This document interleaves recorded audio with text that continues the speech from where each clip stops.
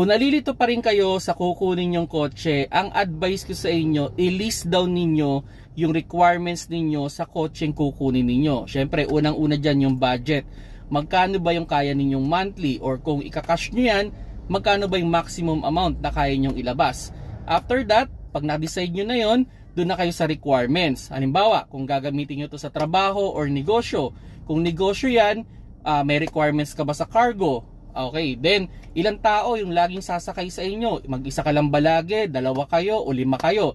So doon, i-check ninyo kung ano yung perfectly napasok do sa requirements ninyo, kung ilan yung seating capacity. Then yung dadaanan ninyo araw-araw, malubak ba yan, mabaha, highway naman lagi, city driving. So after ninyong malist down yung lahat ng requirements ninyo, I hope makakapag-decide na kayo kung ano yung mag-fit doon sa requirements ninyo. Then pwedeng umabot kayo sa point na may dalawa na lang kayong option or tatlong option.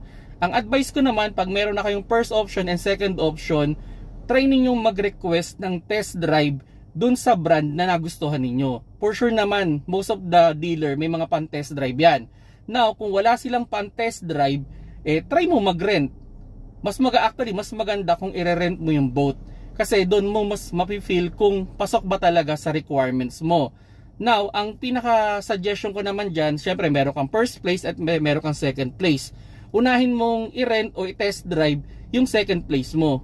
Then, yung first place mo, yun yung huli mong i-test drive. Then, mas maganda kasama mo rin yung mga regular na sasakay sa'yo para ma-feel din nila kung okay din ba sa kanila yung kotseng bibilhin ninyo. Well, hard-earned money mo yan. So, kailangan mo talagang pag-isipan kung pasok sa requirements mo yung kotse na bibilhin mo.